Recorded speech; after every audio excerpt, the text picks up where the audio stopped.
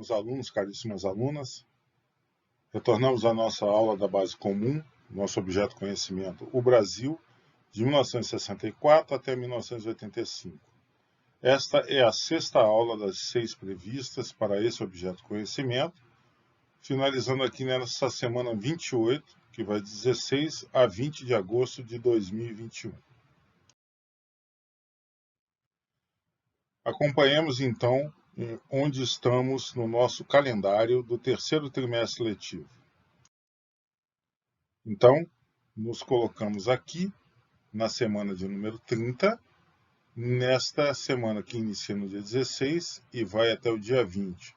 Lembrando que temos também a segunda parte da nossa A6, no dia 21, no sábado, que conclui esta avaliação, iniciada na semana anterior, no dia 14. Essa semana 30, em tese, deveremos estar a começar a crise da ordem bipolar. No entanto, preferimos, na semana número 29, fazermos uma recordação de forma a tirar dúvidas e preparar o aluno para a sua avaliação da base comum, da A6, primeira parte, neste dia 14 de agosto, sábado. Então, esta é a alteração que temos neste momento com relação ao nosso planejamento.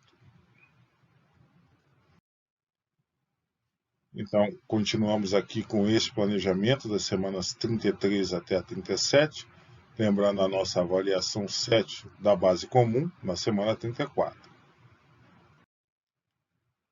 Semana 38 também não temos aulas previstas por enquanto, e temos a previsão aí da nossa A8 dos itinerários formativos, sejam das carreiras militares, do CAMIL, sejam das carreiras universitárias, do CAUNI. Continuando, nas semanas 39 a 42, veremos então o Brasil na contemporaneidade, fechando com a nossa avaliação 9, a A9, da base comum, a primeira parte no dia 6 de novembro e a segunda parte no dia 13 de novembro, ambos sábados. Recordemos, então, qual é o roteiro geral deste objeto do conhecimento. O roteiro desse objeto do conhecimento, o Brasil de 1964 até 1985, é o seguinte. O período é retratado atualmente de forma muito ideológica, buscar uma análise historicamente mais responsável sobre a conjuntura do período 1964 a 1985. As características gerais dos governos militares do período. As disposições dos atos adicionais de número 1 até o número 5. Os governos Geisel e Figueiredo e a abertura lenta, gradual e segura. O endurecimento do regime militar como resposta às manifestações estudantis e à luta armada. O período das diretas já, a eleição indireta de Tancredo Neves, sua morte e a ascensão de José Sarney à presidência. Falando agora especificamente do nosso roteiro da nossa aula número 6. O nosso roteiro fala, nesta semana 30, o período das diretas já, a eleição de Tancredo Neves, sua morte e a ascensão de José Sarney à presidência. Passemos então ao período das diretas já, a eleição indireta de Tancredo Neves, sua morte e a ascensão de José Sarney à presidência. Lembremos que esse período, cuja aula encerramos agora, de 1964 a 1985, é um período muito discutido na história do nosso país. Com certeza, temos opiniões a favor e contra muitos dos eventos que ocorreram nesse período.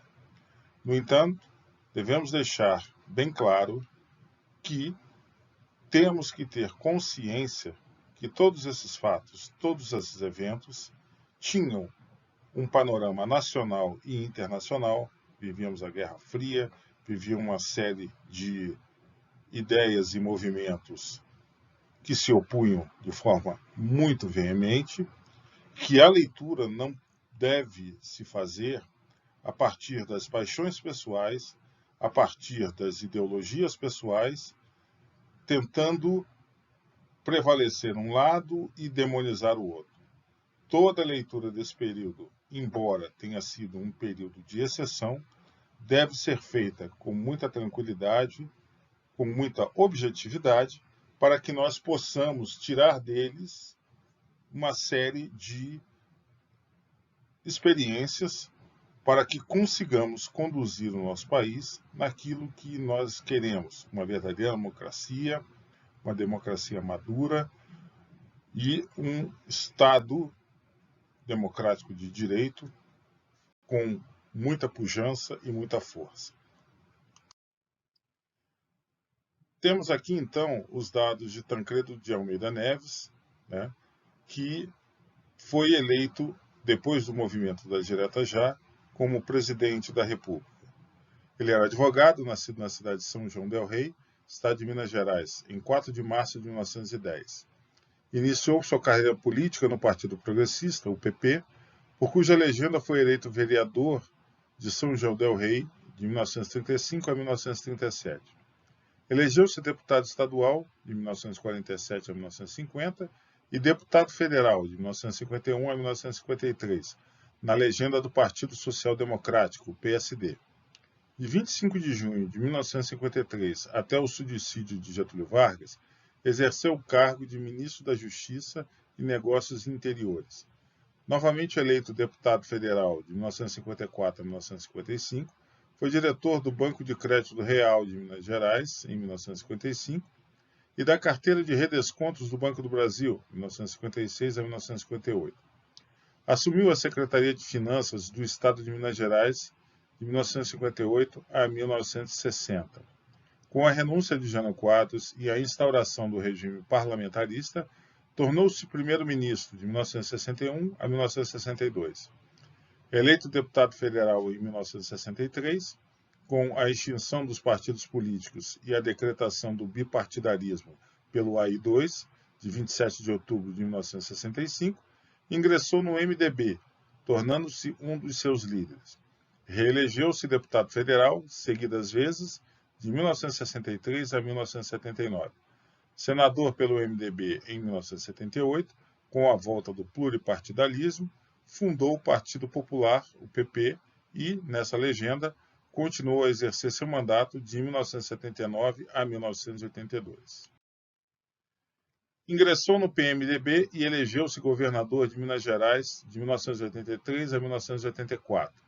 Em virtude da derrota da ementa Dante de Oliveira, que comentaremos nesta aula, que propunha a realização de eleições diretas para presidente da República em 1984, foi lançado candidato à presidência por uma coligação de partidos de oposição, reunidos na Aliança Democrática, tendo como vice o senador José Sarney. Foi eleito presidente da República pelo Colégio Eleitoral em 15 de janeiro de 1985, vencendo o candidato governista Paulo Maluf. Na véspera da posse, em 14 de março de 1985, foi internado em estado grave, assumindo interinamente o cargo o vice-presidente José Sarney.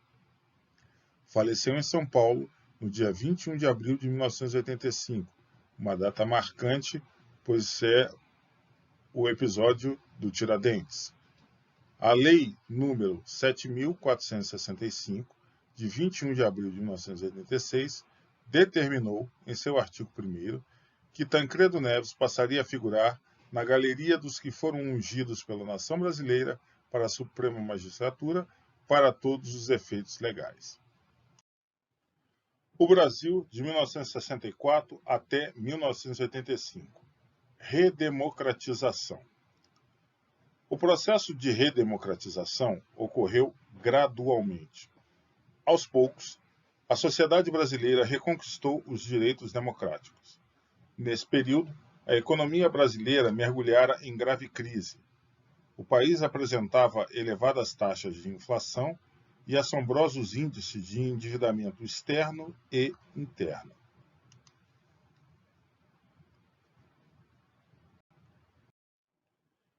Campanha Diretas Já. Diversos setores da sociedade uniram-se reivindicando com veemência o fim do governo militar e a redemocratização do país. As lideranças da oposição aproveitaram o momento para lançar um movimento em favor das eleições diretas para presidente da República. Objetivo: aprovar uma emenda constitucional para restabelecer eleições diretas para a presidência da República. Diretas já. Esta parte do texto foi retirada do acervo da Fundação Getúlio Vargas, do seu CPDOC. Movimento político suprapartidário em defesa do retorno de eleições diretas para a presidência da República.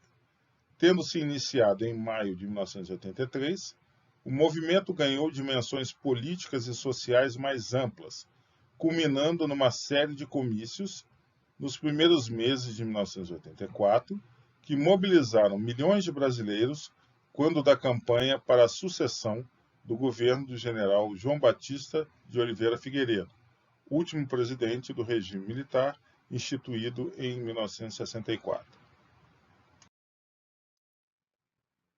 No Brasil, a última eleição direta para a presidência da República havia sido a de 3 de outubro de 1960, quando foi eleito Jânio Quadros. Com a promulgação pelo regime de 1964 do Ato Institucional número 2, de 27 de outubro de 1965, e como definido em seu artigo 9º, o presidente e vice-presidente da República passaram a ser eleitos por maioria absoluta dos membros do Congresso Nacional, em sessão pública e votação nominal, com o povo brasileiro perdendo o direito de escolher seu presidente através do voto direto. Com a Constituição de 1967, promulgada a 24 de janeiro, através de seu artigo 76, o presidente da República passou a ser escolhido através do voto do Colégio Eleitoral, composto dos membros do Congresso Nacional e de delegados indicados pelas Assembleias Legislativas dos Estados, cujo número final era determinado pela proporcionalidade do número de eleitores inscritos em cada estado. Em 1982, o governo uniformizou a representação das Assembleias Legislativas Estaduais no Colégio Eleitoral, atribuindo 6 representantes indistintamente a cada estado. Dessa forma, o Executivo buscava diminuir a influência da oposição no colégio eleitoral e, portanto, na escolha presidencial. Visando ampliar nossos conhecimentos, trazemos 2 artigos da Constituição para ampliarmos aquele entendimento sobre o que foi falado anteriormente. Artigo 76. O presidente será eleito pelo sufrágio de um colégio eleitoral em sessão pública e mediante votação nominal. Parágrafo 1º. O colégio eleitoral será composto dos membros do Congresso Nacional e de delegados indicados pelas Assembleias Legislativas dos Estados. Cada Assembleia indicará 3 delegados e mais um por 500 mil eleitores inscritos no Estado, não podendo nenhuma representação ter menos de 4 delegados. A composição e o funcionamento do colégio eleitoral serão regulados em lei complementar. Artigo 77. O colégio eleitoral reunir-se-á na sede do Congresso Nacional a 15 de janeiro do ano em que se findar o mandato presidencial. Parágrafo 1º. Será considerado eleito presidente o candidato que, registrado por partido político, obtiver maioria absoluta de votos do colégio eleitoral. Parágrafo 2º. Se não for obtida maioria absoluta na primeira votação, repetir-se-ão os escrutínios e a eleição dar-se-á no terceiro por maioria simples. Parágrafo 3º.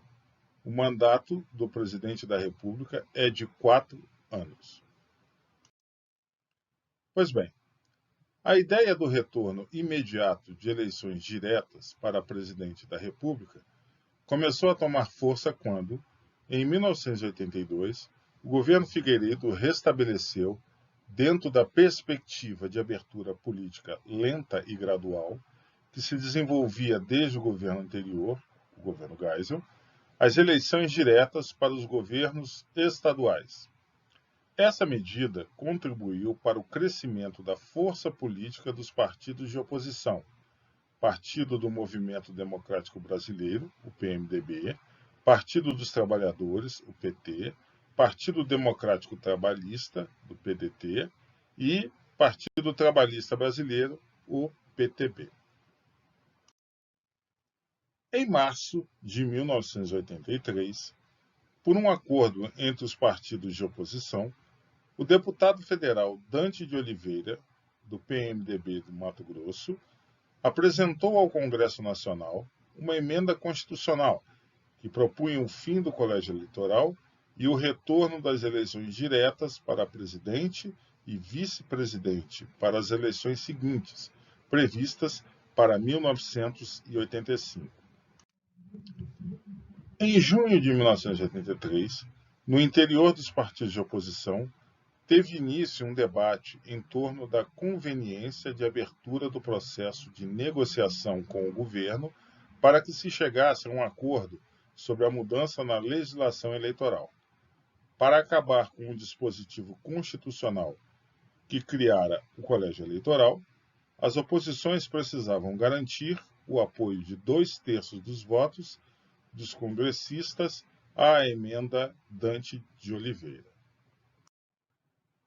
Como o Partido Democrático Social, PDS, o partido do governo, era majoritário no Congresso, ainda em dezembro de 1983, alguns partidos da oposição, especialmente o PMDB, o PTB e parte do PDT, defendiam a hipótese de se garantir a sua própria influência na escolha do sucessor por via indireta. Essa defesa se fundamentava na observação da crise política e econômica que crescia no país, aumentando a falta de credibilidade pública do governo. De um lado, a crise econômica se evidenciava pelo rápido e quase incontrolável crescimento da inflação, na instalação de uma profunda crise cambial, na queda significativa da variação do Produto Interno Bruto, o PIB, nacional, no crescimento do montante da dívida externa brasileira e na consequente queda da renda dos cidadãos.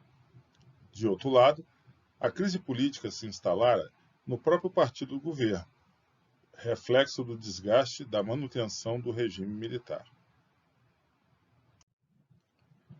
A aproximação da sucessão presidencial abriu uma disputa interna no PDS, quando do processo de escolha do candidato oficial do partido para as eleições indiretas. Mário Andreasa, Paulo Maluf, Aureliano Chaves e Marco Maciel foram os pedecistas que se apresentaram como candidatos para a convenção do partido prevista para setembro de 1984. Os dois últimos, posteriormente, afastaram-se da disputa. Como essas candidaturas, criou-se uma sensível divisão na base governista. Então vemos aqui à esquerda Mário Andreasa e à direita Marco Antônio de Oliveira Maciel, falecido neste ano de 2021. Diante desse quadro, em 11 de janeiro de 1984, o presidente Figueiredo resolveu abdicar da função de coordenador da sucessão presidencial, como estratégia para evitar que Paulo Maluf, o candidato mais distante do Palácio Planalto, viesse a se tornar presidente da República, caso saísse vitorioso na convenção do PDS. O chefe do gabinete civil da presidência da República, Leitão de Abreu, iniciou contatos com alguns partidos da oposição, PMDB, PTB e PDT, propondo a formação de um projeto de união nacional que tornaria no colégio eleitoral, imbatível o candidato daí resultante. Entre as propostas de acordo com o governo federal, por exemplo, Leonel Brizola, governador do Rio de Janeiro pelo PDT, apoiava a ideia da extensão do mandato do presidente João Figueiredo por mais 2 anos, em troca da eleição direta para o ano de 1986. No entanto, durante o ano de 1984, a campanha pelas diretas já tomou as ruas das principais cidades do país, sendo amplamente coberta pela mídia, que teve a oportunidade de demonstrar sua capacidade de expressar as alterações que se verificavam na opinião pública e de, ao mesmo tempo, influenciá-las. Além disso, a vitória da oposição nas eleições de 1982 garantira o apoio dos governadores dos maiores estados brasileiros para a mobilização da população em favor das diretas já. Assim, uma discussão que se iniciara no interior da arena política começou a tomar as ruas. Foi então marcado para o final do mês de fevereiro a inauguração do Placar das Diretas, na Praça da Sé, em São Paulo, um painel de 348 metros quadrados, no qual seriam mostrados, à maneira dos volantes da loteria esportiva, os nomes de todos os congressistas e suas posições diante da votação da emenda Dante de Oliveira. Em 25 de abril de 1984, teve lugar uma das mais movimentadas sessões na história do Congresso Nacional, que contou com a presença de inúmeros artistas e intelectuais entre a massa de partidários das diretas já, que ocuparam os jardins e galerias daquela casa durante todo o dia. No entanto, a Câmara dos Deputados, por falta de 22 votos, rejeitou a emenda que propunha as diretas já, precisando de 320 votos para ser aprovada, de um total de 479 congressistas. A emenda Dante de Oliveira recebeu 298 votos. Frustração popular. No dia da votação, apesar de ampla mobilização da sociedade civil, a emenda Dante de Oliveira não alcançou um número suficiente de votos na Câmara dos Deputados para entrar em vigor. Vemos aqui uma imagem do deputado federal Dante de Oliveira, nascido em 1952 e falecido em 2006, do PMDB do Mato Grosso. Eleição de Tancredo Neves. Após intensas negociações entre políticos e o governo, foram para o colégio eleitoral 2 candidatos: Paulo Salim Maluf, deputado e candidato oficial do PDS. Seu vice seria o deputado Flávio Marcílio. Tancredo de Almeida Neves, governador de Minas Gerais, do PMDB. Seu vice era o senador José Sarney, ex-PDS. Vemos, aqui à esquerda, o candidato a presidente, Paulo Salim Maluf, e seu candidato a vice-presidente, deputado Flávio Marcílio, os dois do PDS. Vemos aqui à esquerda o candidato a presidente Tancredo de Almeida Neves, que foi vencedor no pleito, e seu candidato a vice-presidente, José Sarney. Em 15 de janeiro de 1985, o Colégio Eleitoral deu maioria de votos para a chapa Aliança Democrática, elegendo Tancredo Neves como sucessor de Figueiredo. No entanto, atingido por grave enfermidade, foi internado na véspera da posse, 14 de março de 1985, e não pôde assumir a presidência. Submetido a várias cirurgias, faleceu em 21 de abril de 1985, conforme lemos nos seus dados biográficos. Vemos aqui, então, o túmulo de Tancredo de Almeida Neves, presidente eleito do Brasil, nascido em 1910 e falecido em 1985, conforme a nossa legenda, túmulo de Tancredo de Almeida Neves, no cemitério da Igreja de São Francisco de Assis, em São João del Rei. A Igreja de São Francisco de Assis é uma igreja tradicional dessa cidade e atrás dela se encontra um cemitério. Nesse cemitério é que o corpo do presidente eleito Tancredo Neves se encontra sepultado. As cerimônias das suas exéquias foram bastante comoventes, mobilizaram muito o país, foram largamente cobertas pela imprensa e resultou no seu sepultamento no cemitério dessa tradicional igreja da cidade onde ele nasceu. Passemos então à conclusão. Conclusão da aula 6. A transição lenta, gradual e segura, iniciada no governo do presidente Geisel, teve a sua conclusão no governo seguinte. Embora o movimento das diretas já tentasse modificar o processo já existente, a sucessão do presidente Figueiredo ocorreu dentro do processo utilizado durante o período de 1964 a 1985. Por conseguinte, a transição de poder ocorreu normalmente, elegendo o candidato escolhido pelas diretas já. Caríssimos alunos, caríssimas alunas, concluímos aqui então o nosso objeto do conhecimento, o Brasil, de 1964 até 1985, nessa nossa sexta aula das 6 previstas, nessa semana número 30, que vai de 16 a 20 de agosto de 2021. Lembramos que o estudo desse período ele é muito complexo, mexe com várias sensibilidades, tendo em vista que várias das pessoas que passaram por esses momentos da história do nosso país continuam vivas. Temos diversas interpretações, de vários matizes, de vários lados.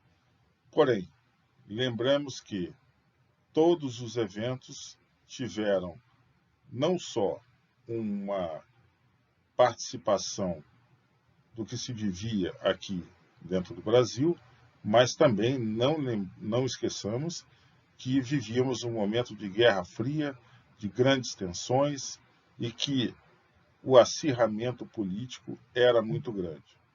Contudo, conforme observamos de 1985 até o momento presente, o Brasil se consagrou como uma democracia madura, suas instituições funcionam, opiniões existem, debates existem, mas o país vive numa saudável democracia. Depositem suas dúvidas no fórum dessa sequência didática e até a próxima aula.